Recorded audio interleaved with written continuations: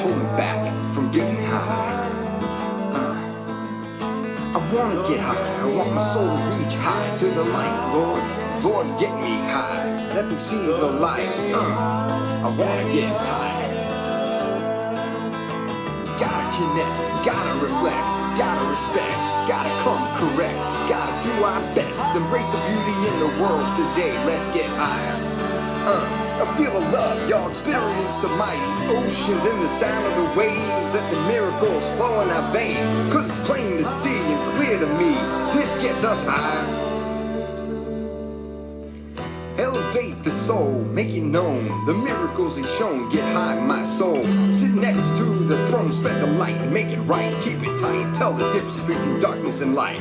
Every morning he returns to me, my soul, which was high for the night. I was left for dead, but he always said that your purpose is to elevate the world. Elevate the world. Our purpose is to elevate the world, sings Eitan G on the When Do We Eat soundtrack, with the Moshav band singing Higher and Higher, the Shlomo Carlebach tune behind him. How are you, my holy sisters and brothers? Let's light up the darkness. Got such a special class tonight. Ooh, I'm excited to sink into it. Who is with us as we embark to meet the sage for the second night in a row? We're going to meet a Mensch, and tonight, the prophet Haggai. Heavy stuff, spectacular. Who's with us tonight? Yehudit Sobel, Erev Tov from Florence, South Carolina. Stephen from New Hampshire. Paula from Chicago. Matt in Eau Claire, Wisconsin, right? Melissa in Great Neck, New York. Fred in Miami Beach. Renee in Indy. Tom in Pennsylvania, Sharon with us from New Jersey, Sharon in LA, 2 Sharons in a row. John in Sedona. Arnold Albin says, another wonderful opportunity to learn together in the house from Northridge. Happy Hanukkah. We're almost there. Today's Tuesday. We light the first candle on Thursday, I believe. Sharon Frank Brooks says, reminds me of Neshama Carlebach, Higher and Higher. Yeah, it's the same song. Absolutely. Janice with us from Dallas. Heidi in Texas. Over there on the YouTube side. Sheila with us in Montana. Welcome, everybody. It's great to have you with us. Tonight's show is dedicated by Rena Klein in honor of Joseph and Miriam Kaplan. May they and you experience all the good things that this world has to offer to 120. Also dedicated by Daniel Krut in memory of his mom, Judith Krut. May her memory always be for a blessing, and may our learning tonight take her neshama, her soul, just a little bit higher in the world of souls. Thanks to this dedication of you. You are a good son honoring your mom. Okay. If you're interested in dedicating a show, what a great time to do it. We're in our annual campaign this month. We've got to reach our goal so that we can keep sharing Torah with the world in the coming year. Donate.accidentaltalmudist.org. All kinds of different levels to donate at, but all donations doubled thanks to our matchers, and the impact of your donation is tremendous as we share Torah with the world. Okay, where are we holding? We are in Masechet Pesachim. So this is Pesachim, the fourth volume of the Talmud. We're on the laws of Passover. We're still in chapter 1 and discussing the 5th Mishna. This is Daf Yud Zayin, page 17 of Tractate Pesachim. We've been discussing whether liquids can receive tuma, ritual impurity, and whether they can impart that tuma, that ritual impurity, onto other objects and substances. And if so, whether the received and imparted tuma of liquids is by Torah law, which the sages debate, or by rabbinic decree, which for sure, at the very least, by rabbinic decree, liquids can become tamei and transmit their tuma.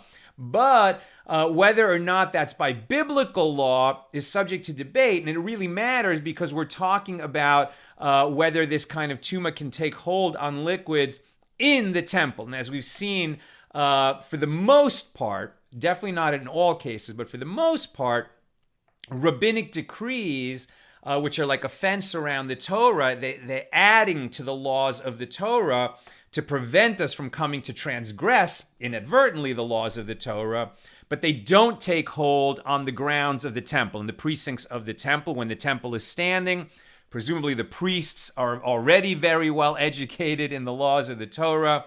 They can be trusted without having further decrees imposed upon them to keep the offerings, which are going to go up on the altar, and all the related activities that the priests have to do.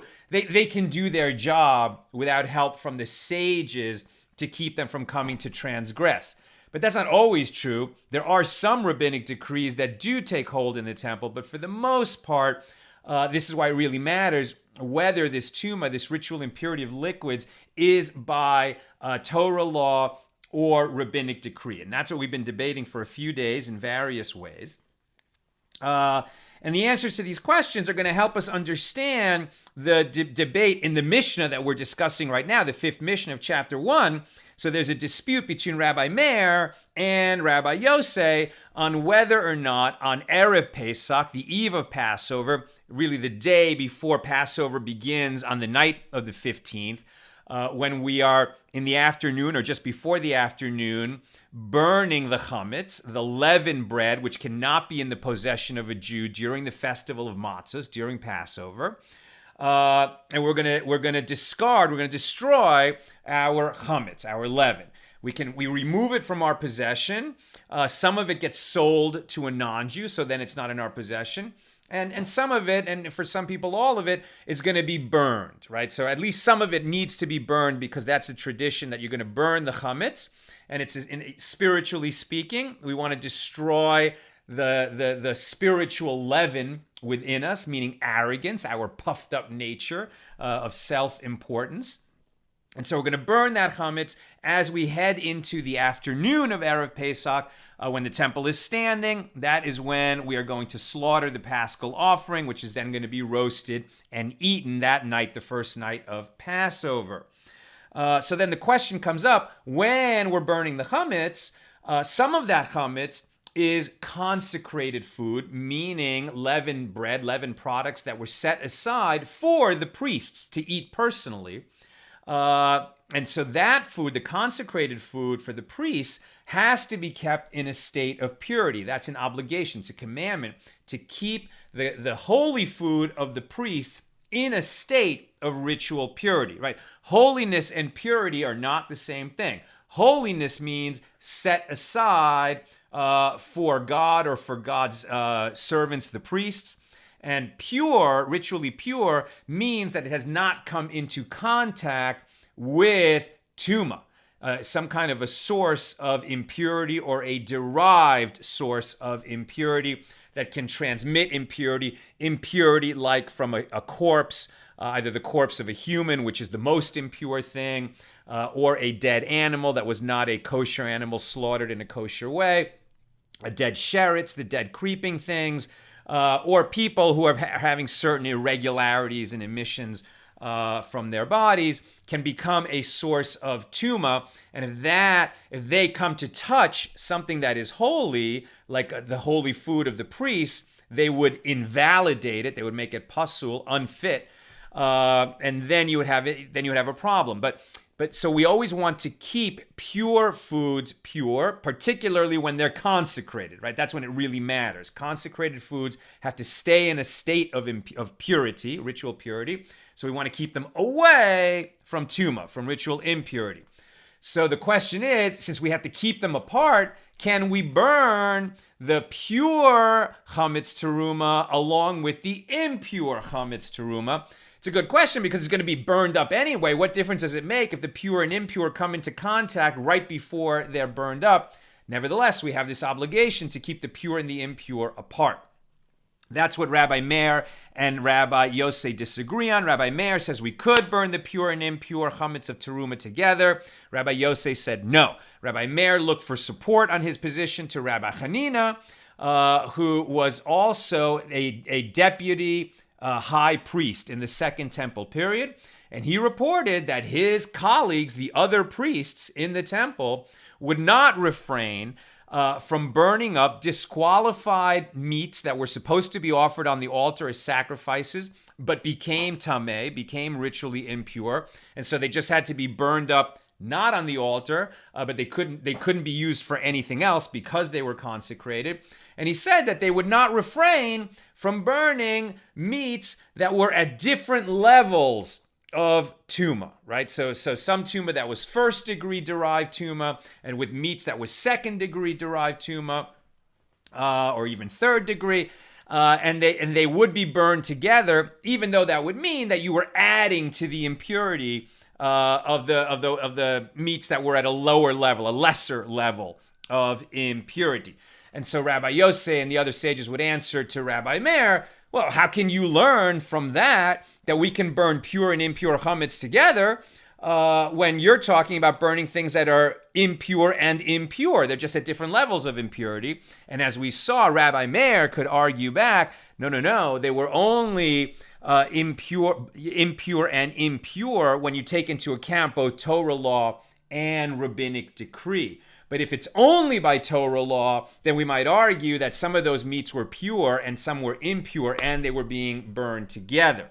So that's what we've been discussing. It's a little bit complicated, but just so we know where we are.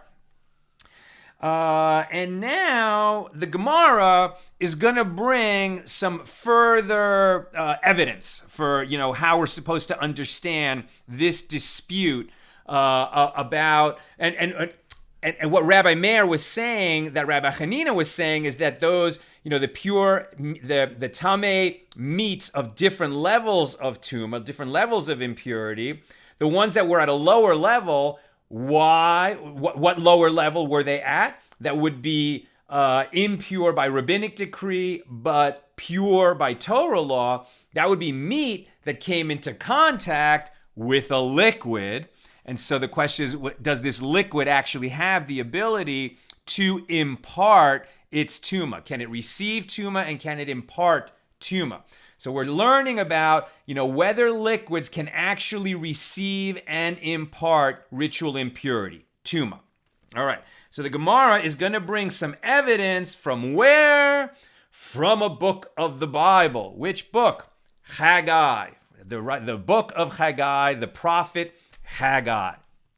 The Gemara says, all right, the Talmud says, come and hear, tashema, meaning we're going to give you some evidence that will help clarify this discussion. And this is going to be a wonderful, starting point for us to get into a little bit of the history of who was Haggai and why was he, and the verse that's being brought here, why was Haggai quizzing the priests of the temple? It's almost like he's coming in not so much as a prophet, but as a nasi, as like a chief of the sages, and saying to the priests, do you really know the law of tuma when you're bringing sacrifices here in the temple? Maybe you don't know it so well. Unclear, right? So let's see what the verse is that the Gemara brings for our discussion, and then we'll use that as a starting point to learn about Haggai. All right. Come and hear that which was said to the prophet Haggai. Thus said the Lord of hosts, ask now the priests with regard to the Torah, saying, so it's like God told Haggai to go to the priests, the Kohanim, in the temple, and ask them if they know the Torah. And ask them if they know. And what was Haggai instructed to ask the priests?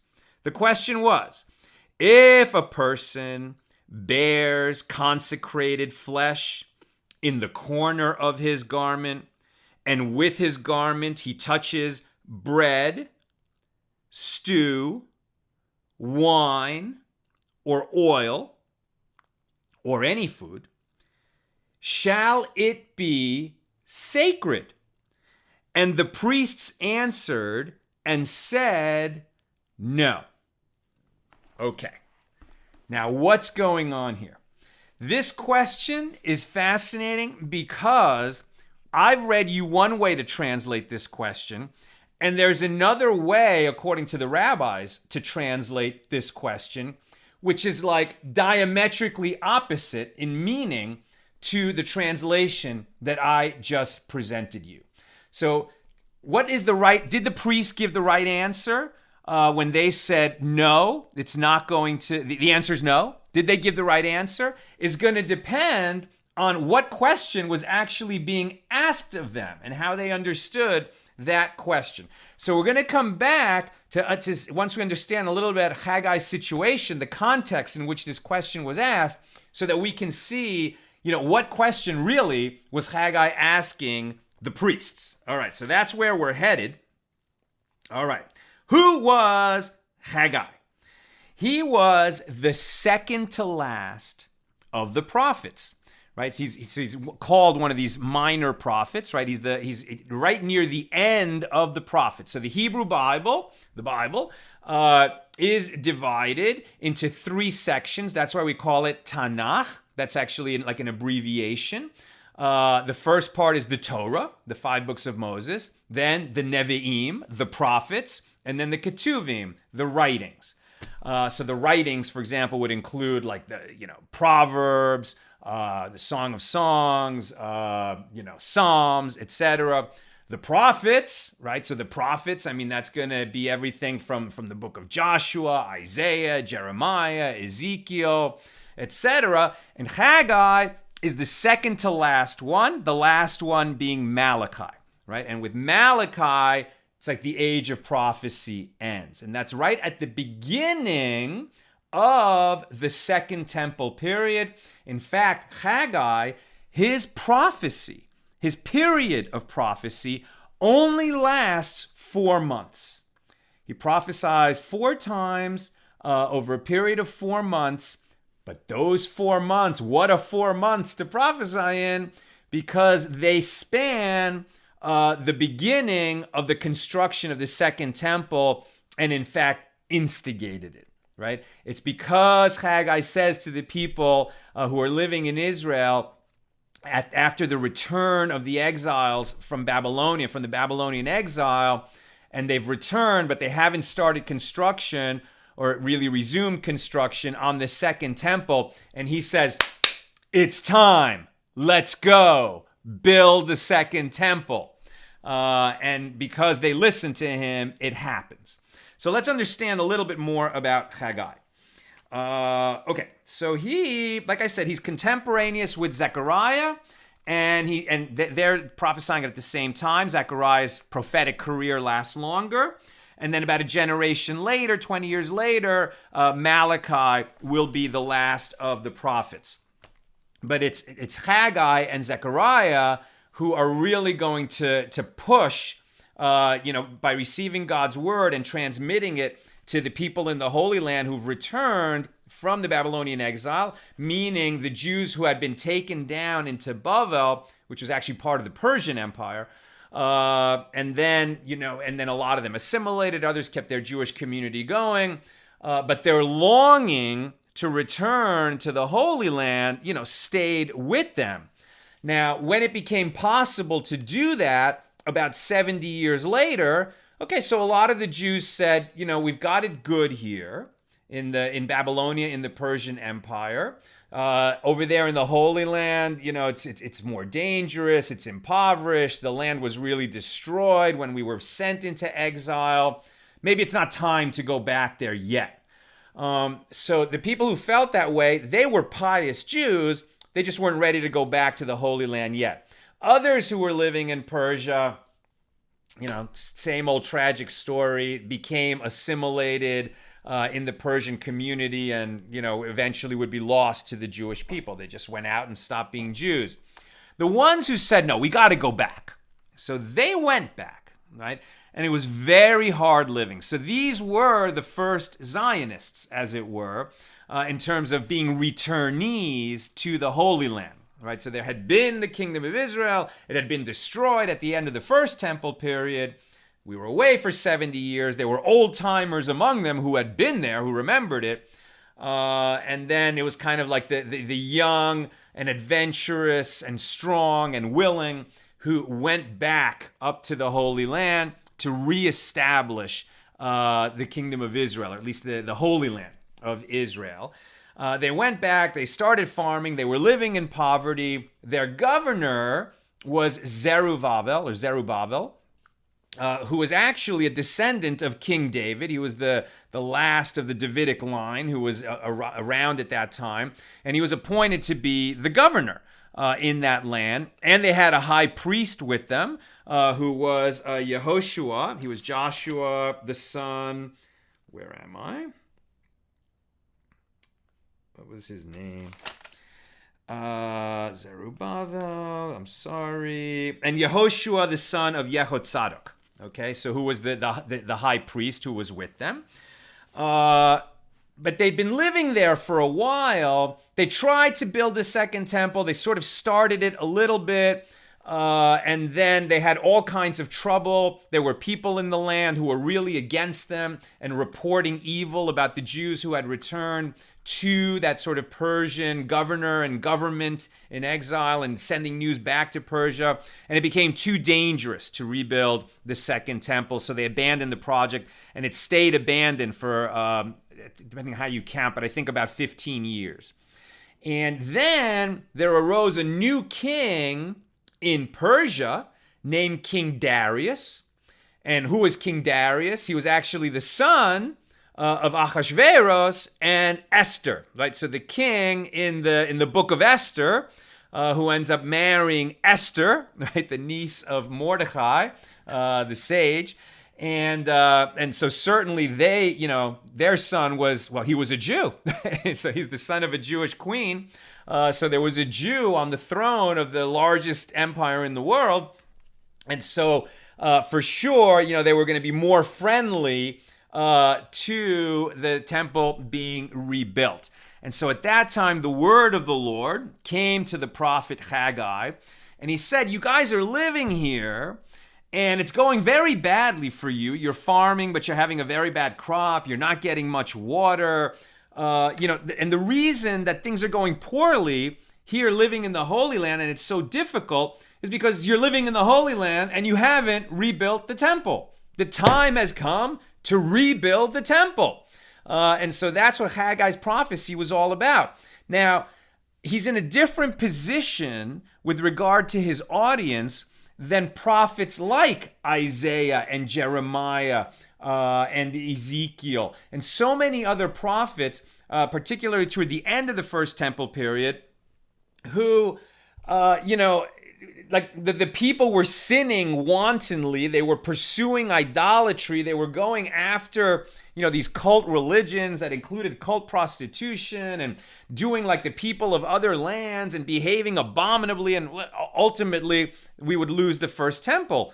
And so the prophets at that time were saying to the people, stop sinning, stop behaving this way, or we're going to lose the land and we're going to lose the temple. But the people didn't listen, and those prophecies came true.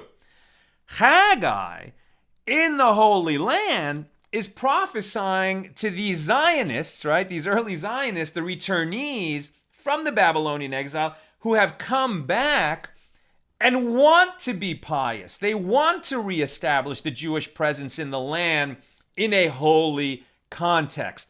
Their level had fallen so much that in many ways they didn't know how to do it. They needed guidance, right?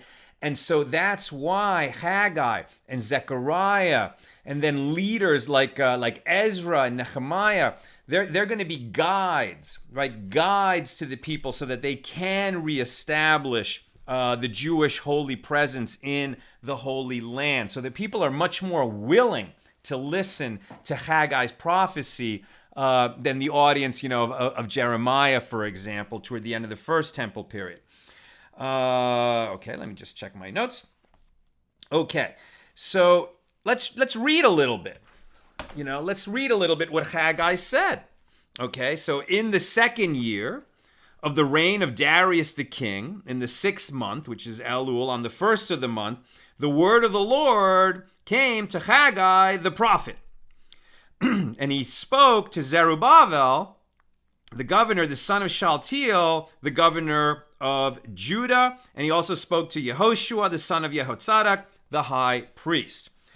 And what did he say? So stated the Lord of hosts, saying, this people have said, the time has not yet come, the time for the house of the Lord to be rebuilt, right? They're saying, we're not ready yet. We're just, subsistence farmers. How are we going to put together this enormous capital campaign to rebuild, the most magnificent temple, the Axis Mundi, the place where heaven and earth meet, which is what the first temple was understood to be. How are we going to rebuild that when we can barely survive here? And the word of the Lord was by means of Haggai the prophet, saying, is it a time for you to live sheltered in your houses? And this house, the house of the Lord, remains in ruins, lies destroyed? Therefore, so said the Lord of hosts, direct your attention to your ways.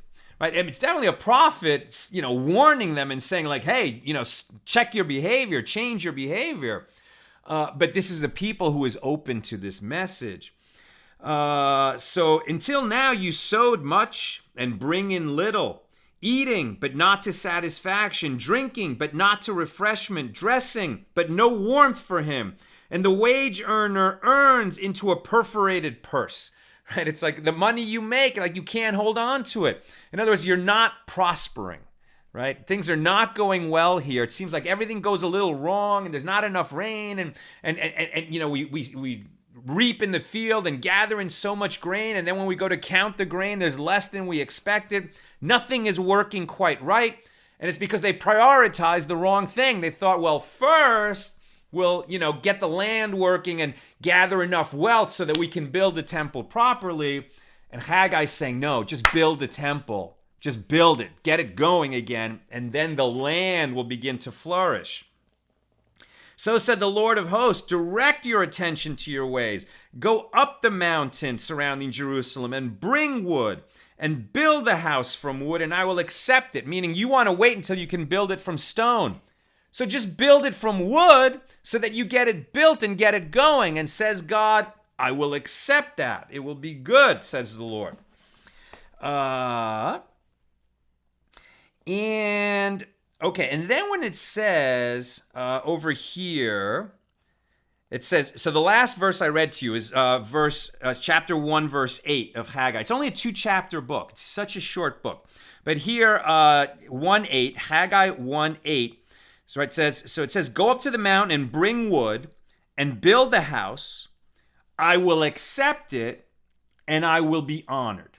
Right? God is saying, I will accept even a house made out of wood, even a temple made out of wood. And not only will I accept it, I will be honored, right? God says I will be honored by it. Now, interesting, the sages of the Talmud will read into this word, I will be honored, ve'ekavda, right? Like kavod, I will be honored, and I will be honored. But that word should have a hey in it.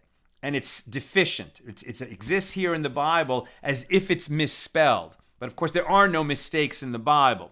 So the fact that this hey is missing, the sages of the Talmud look into that and say, well, the letter hey has a value 5, right? All Hebrew letters also have a numerical value.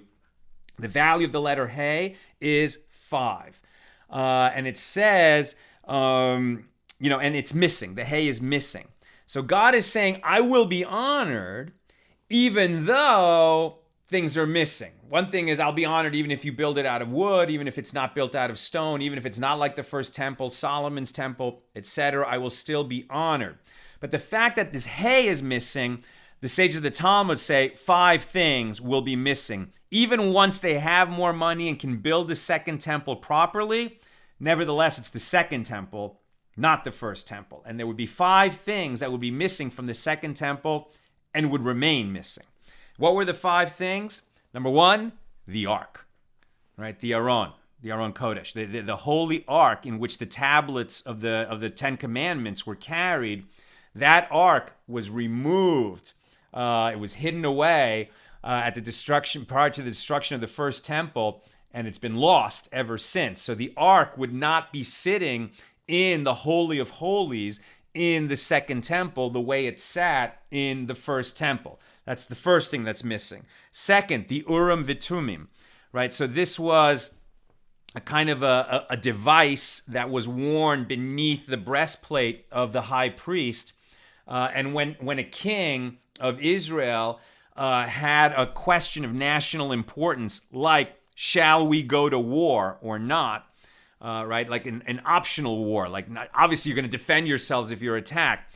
But when there's a question like, should we go to war when we don't have to, but maybe it's the right thing to do for the nation, they could consult the high priest. The high priest would sort of ask the question to this Urim Vitumim, and then an answer would come from the Lord. So it's like the high priests were not prophets. It's possible, but they weren't necessarily prophets. But a high priest would have access, sort of like a hotline to heaven, that God would answer for questions like that. But in the second temple, not there. Third, the Shekhinah, the divine presence. When the first temple stood, when the tabernacle stood in the desert, and then for the next 400 years in the Holy Land, and because the ark was with it in the tabernacle, right, which is essentially a tent, a temporary structure that ended up lasting for 400 years. And then when King David, said, we're going to build a temple on the Temple Mount, and his son Solomon built the first temple. And then when they inaugurated the temple, it was like the presence of the Lord, manifest itself in the first temple. When you entered the first temple, you were not just entering a building at all, right? It was like a magnificent place that was not just physically magnificent, it was spiritually potent. Like you knew you had entered the presence of the miraculous.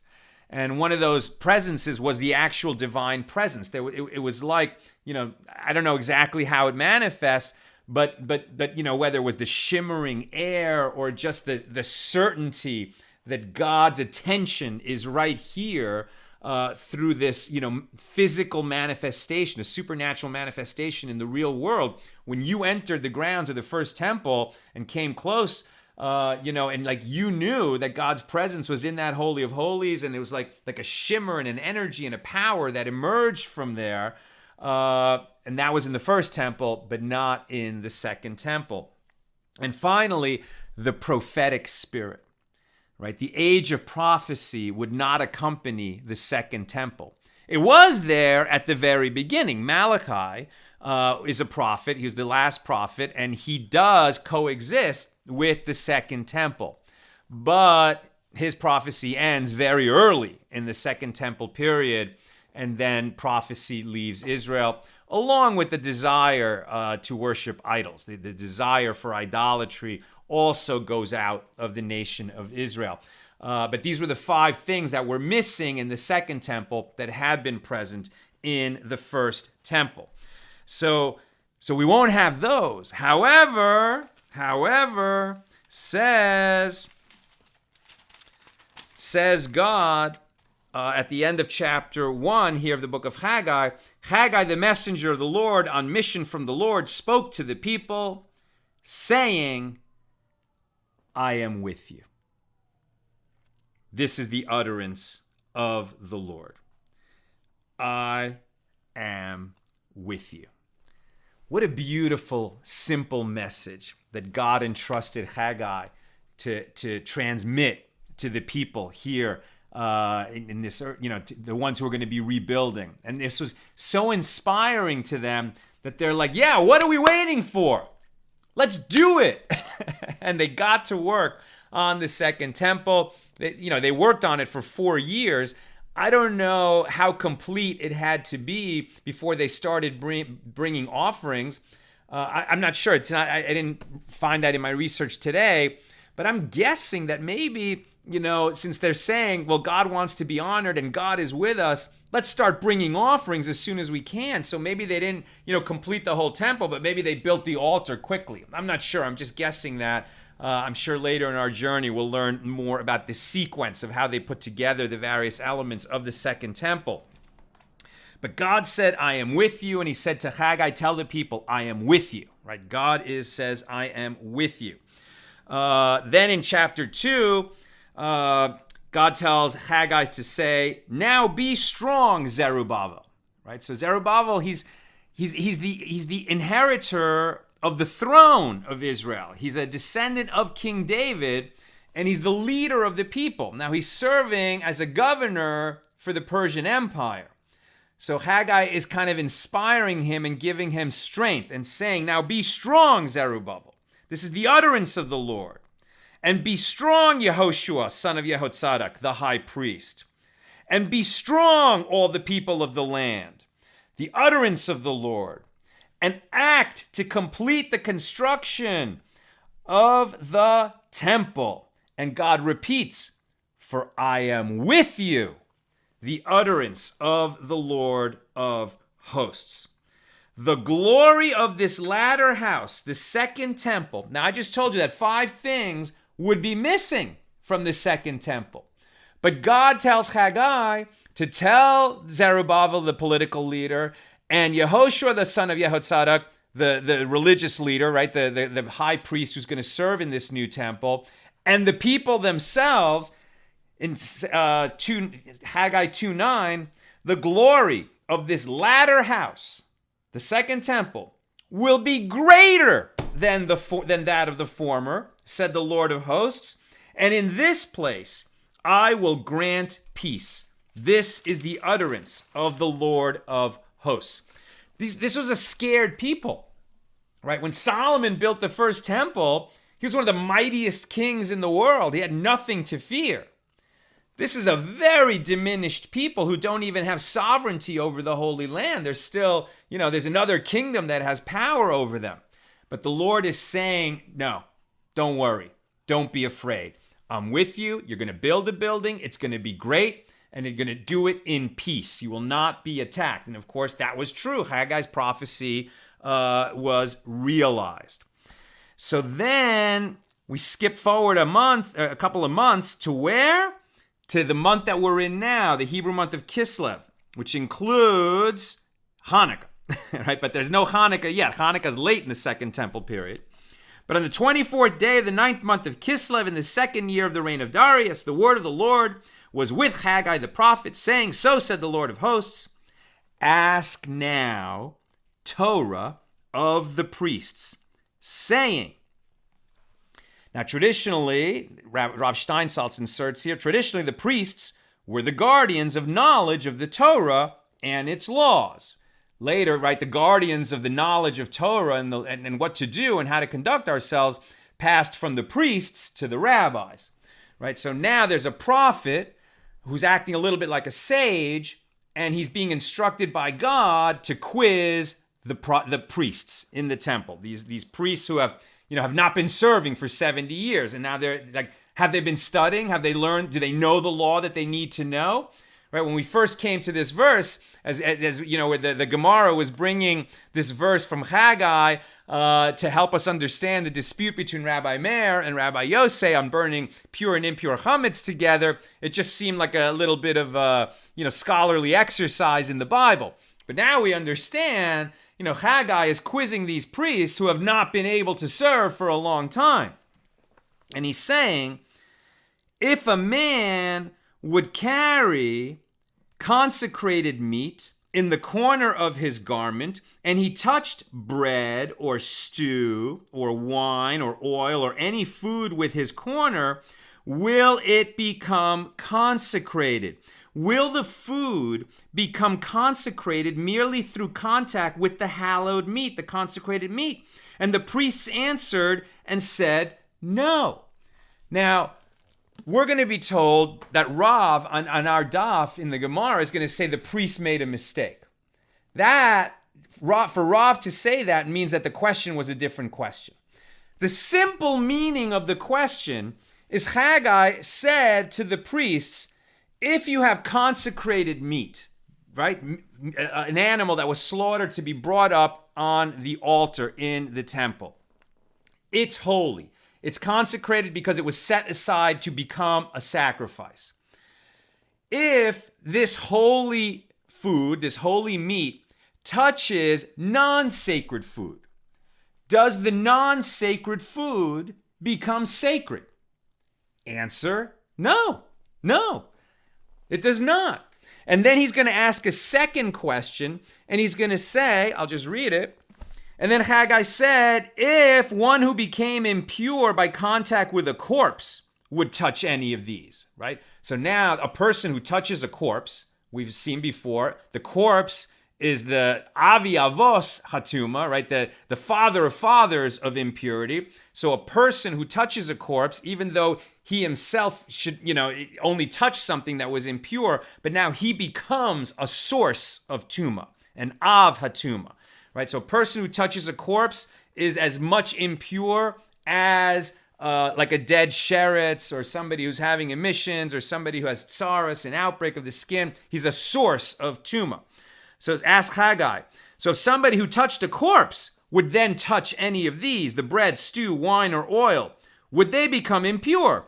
And the priests answered and said, yes, it would become impure. So it seems like, well, the priests got it right?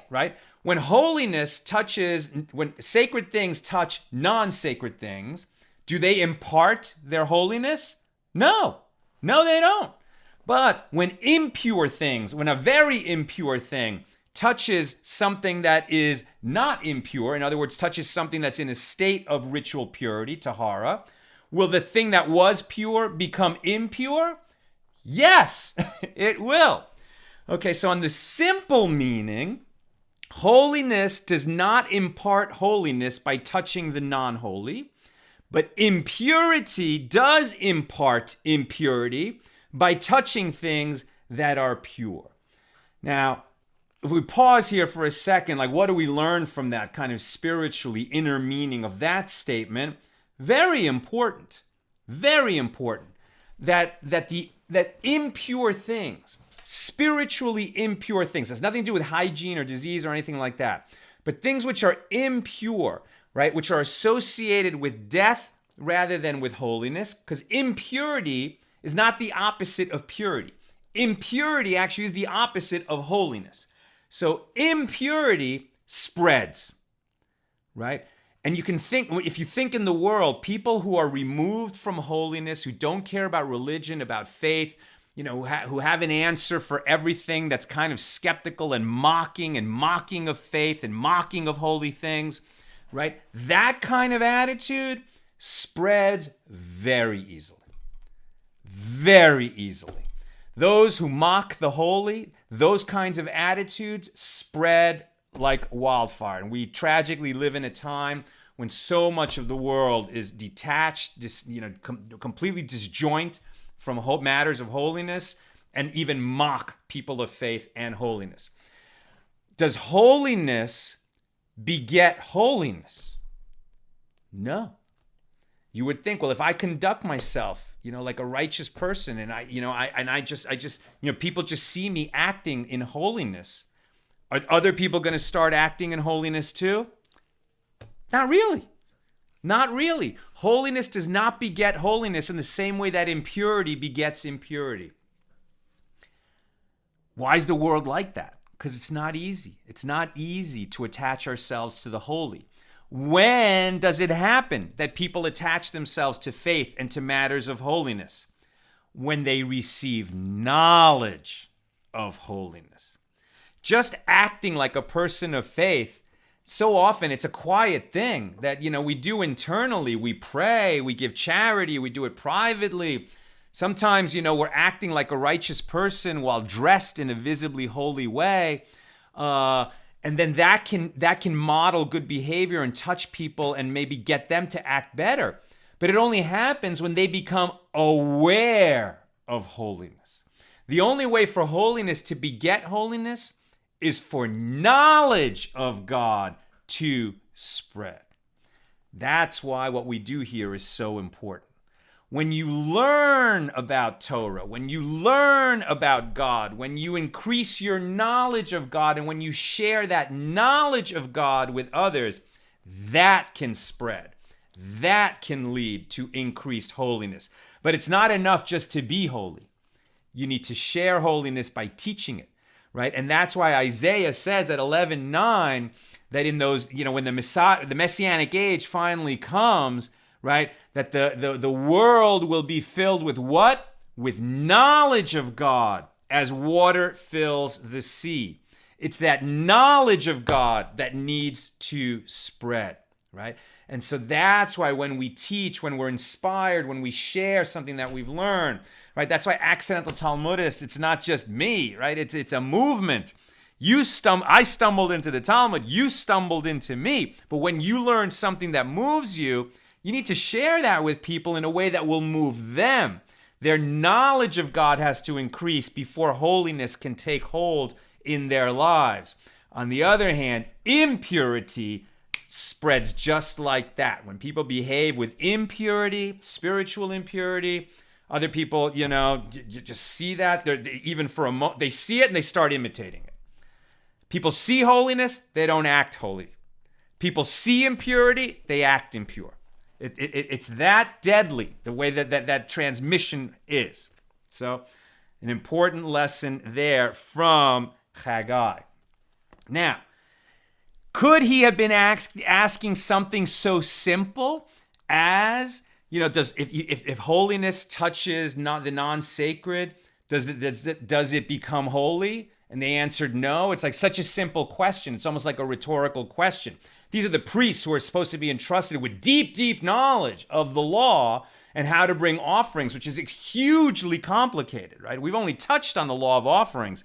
We'll spend many volumes later in our journey talking about the laws of offerings. So the sages of the Talmud, and here at our page today, say that's not what Haggai was asking them. It's actually much deeper than that. When he said the consecrated, when the holy touches the non-sacred, does it impart its holiness? He wasn't asking that.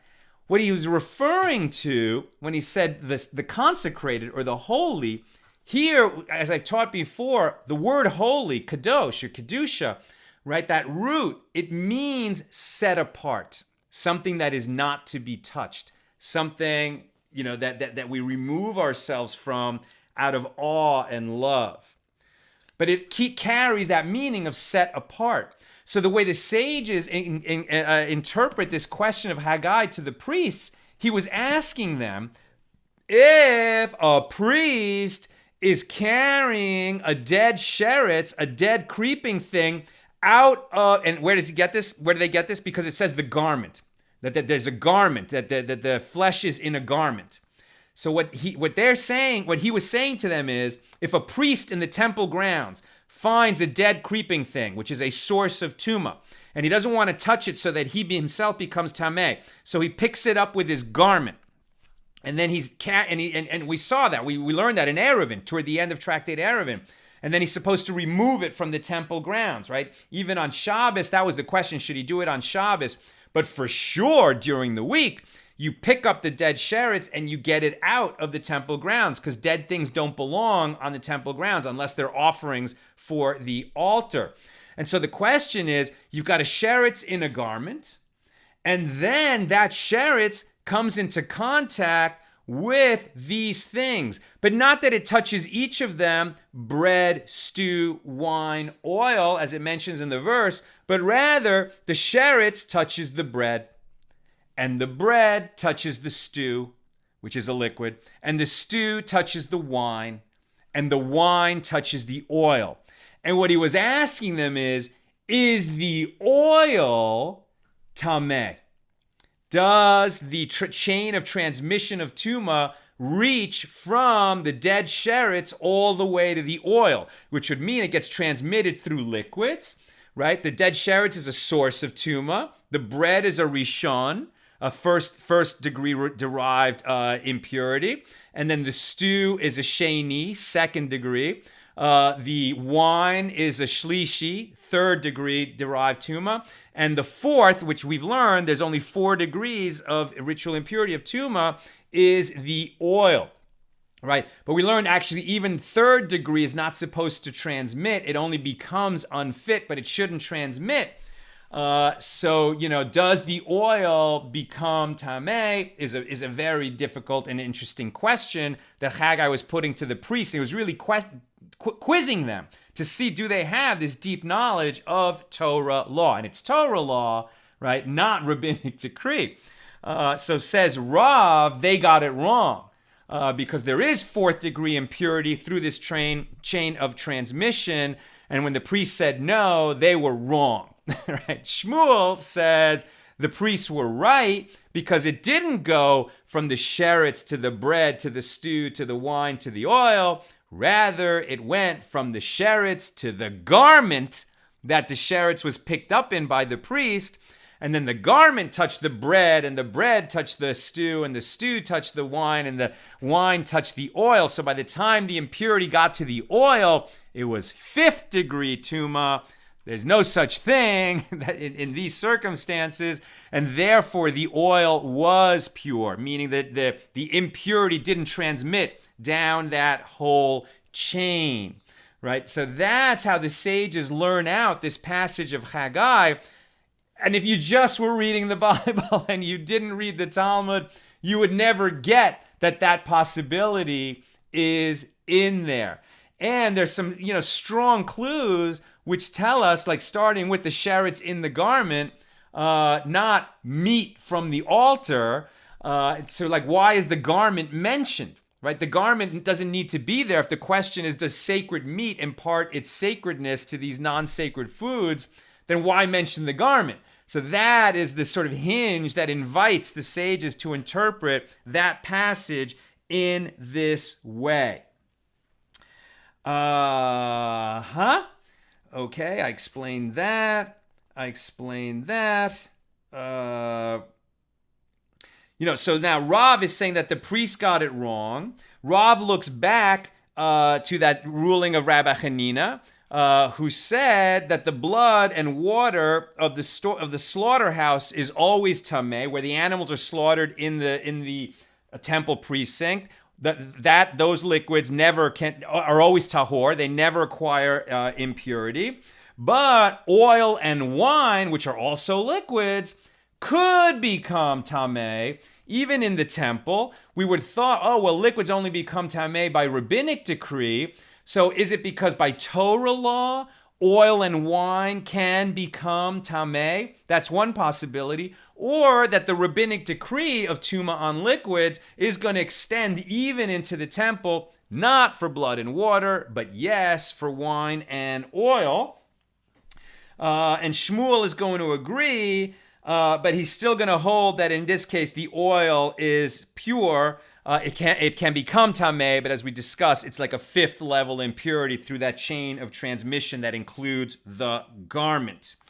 And then for the second question, if we interpret these questions in this way, what is the second question, right? So the second question, we come back. Whoa. And the second question of Haggai, now reading it from the Talmud, and Haggai said, if one who is impure with the impurity imparted by a corpse touches any of these, shall he be impure? And the priest answered and said, he shall be impure. Right? So now we're upping the level of impurity. And so now if we just interpret that first question the same way, what has Haggai added to it? He's saying instead of a sherets being at the beginning of that chain of transmission, we're going to put a corpse at the beginning of that chain. And that increases the level of every rung on that ladder, as it were. And so now the answer becomes different. The oil at the end of the chain does receive that tuma through that same chain of transmission. But now it's a fourth degree, not a fifth degree. Right, so Haggai was testing them the way a sage, the way a rabbi would test his students, his disciples. Haggai was testing these priests, but not to diminish them and to make them feel like they're stupid and they don't know the answer. Rather, they got it right. So he's encouraging them and he's teaching the law to them and he's getting them ready. And the overall context of what Haggai was saying to them is, let's go. You know enough. If you think you don't know enough, I'm teaching it to you. You don't need to have the whole temple built. let's go. Let's start bringing the offerings. Let's get this temple built. It's time for the nation to reconstitute itself. Right? It's a real spirit of can-do positivity, bringing light into the world, and don't wait until conditions are perfect and then you're going to start acting in a holy way. Be holy now and learn what holiness is so you can be holy now. That maybe is the crux of all Jewish history. It's not enough to want to be good. It's not enough to want to be close to God. That's necessary, and just talking to God takes us so far. It's almost enough, but it's not enough. Right? You also need to learn Torah. You need to know what holiness is. You need to, get knowledge of God and knowledge of Torah, because it will enrich one's life of faith and one's quest for holiness, infinitely more than just wanting to be close to God and remaining ignorant. Right? So that desire to be close to God is necessary, but not sufficient. We start with that. Or for some people, they don't even have that. They don't have that desire so much for communion with God, but they're open to learning. Either way, if you learn, you will have it. It will create a desire to be close to God. And if you start with a desire to be close to God and learn, you're going to come much closer to God, and your desire will be so much more enriched to have that relationship with God. And then finally, just to add a coda to this, so the rabbis here of the Talmud, interpret that passage of Haggai, right, as a much deeper Torah law-based discussion between Haggai and the priests. But not all the rabbis of the Talmud interpret it that way.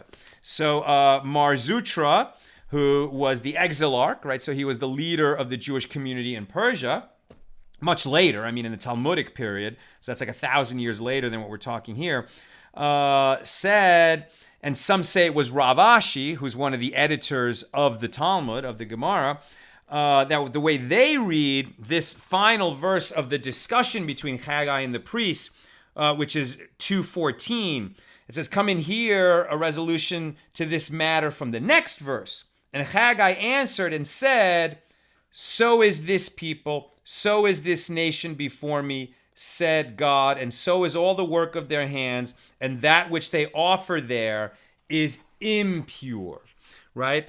So if you just look at the simple meaning, so Haggai said to them, does holiness impart holiness to the non-sacred? And they said no. And he said, does the impure impart impurity to the pure? And they said, yes. And he said, and so is this people. And so is this nation before me, said God. And so is all the work of their hands. That which they offer there is impure. Right? So Haggai is saying to the priests, if you don't develop your knowledge of how to bring offerings properly, or if you sin, right? If you conduct yourself in a sinful manner, right? If you are very meticulous to bring the offerings properly in the temple, but outside the temple, you don't take care of the poor and take care of the powerless and establish a system of justice that works, then your sacrifices are going to repulse me. Right, and we've seen that teaching elsewhere in the Bible, and ultimately the second temple would fall for that kind of reasoning, as the first temple fell. Right, so God is going to be disgusted even by offerings that are technically, physically pure, but they're brought by people who are sinful. It's going to be as if they were impure offerings. So it's got that double meaning. Say Mar Zutra and some say Rav Ashi, that God was saying through his prophet to them, don't conduct yourselves in this immoral way and then think you're going to be meticulous on the temple grounds and that your offerings are going to be accepted. You have to behave like Mensches, right? You have to behave morally and uprightly, and you have to behave like Mensches. And if you're going to bring offerings to me, don't tell me that you've been away for 70 years and you don't know these laws well enough. Learn them. And don't say to me, you didn't have the benefit of a religious education when you were a kid, so hey, throw your hands up in the air, you're not going to be able to. No. You can learn, just as we're learning together here, right? So it's both. You need both. You need to act morally and uprightly, and you need to learn Torah and the law so that we can all together rise in holiness. That's what I've got for us today. What a journey. Let me see if there are comments or questions. Bet Elsden, are we talking about knowledge only as intellectual, or knowledge as in to know spiritual intimacy with Hashem? It's a great question, Bet. And I would say that these things go together. They go together, right? And so that's why, you need Torah and tefillah and tzedakah and teshuvah, right? Meaning you need to learn Torah so that you know what these laws and principles are all about. And you need to engage in tefillah, which is prayer, so that you can come close and have that communion with God. And you have to engage in tzedakah, all right? Doing righteousness and giving charity and giving to righteous causes, so that it's action, right? It's action. It's got there's knowledge, which is study, and there's prayer, which is in the heart, and then there's doing it with your hands, which is tzedakah and avoda, right? It's like, doing good deeds, doing righteousness, putting your money where your mouth is, and giving to charitable causes, etc. And teshuvah, acknowledging when we've done wrong and figuring out why we went wrong and when we went wrong and where we went wrong, so that we can refine ourselves and become more Mensch. And so nothing in Judaism is ever going to be one or the other, right? You need both. You need the knowledge, you need the dedication, you need the prayer, you need the inner action of the Spirit and the outer action through action of the Spirit, all working together. Tom, last question. Did Haggai know, or did Hashem speak to the Kohanim through Haggai? Right. Well, the whole idea of a prophet, right, is that God tells him what to say. So, and that's the way it's definitely worded here in the book of Haggai. It's like God spoke through his prophet to the priests, to us, right? So we have a tradition that there were like many prophets. Some say thousands, some say hundreds of thousands, some say over 1 million prophets. But the ones whose prophecy has survived and entered the canon, prophets whose words are in the Bible, are the ones whose message was relevant not only to their time, but also throughout all time, through the ages, to us. I'm not going to have time to answer other questions. There are some questions here about Darius, about Ahasuerus, about the timing of history. And I presented views here according to Rav Steinsaltz and Jack Abramowitz at the OU, Orthodox Union, on their website. And you can definitely find sort of different historical timelines where it's a little bit different. If you look at Chabad, like they say that, the Second Temple period, we know when it ended, right? Approximately the year 70, either the year 69 or the year 70 of the Common Era. And the temple stood for just a little over 400 years. So, it must have been built when? Like around the year about the year 330, 340, before the Common Era.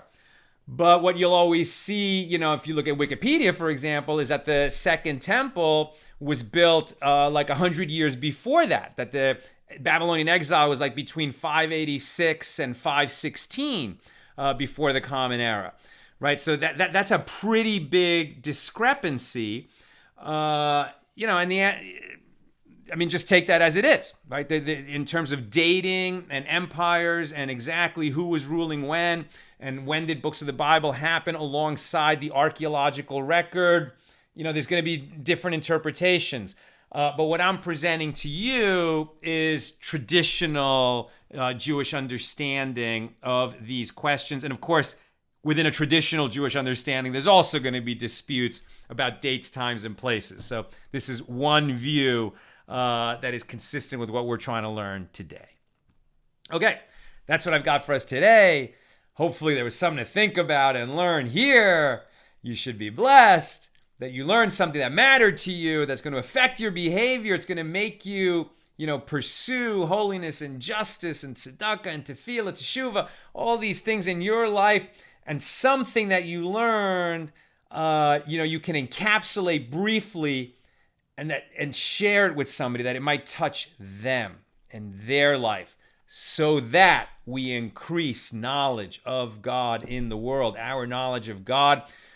Because we definitely also have a tradition that one tradition says, well, the Messiah will come when the Messiah comes. It's already been, predestined.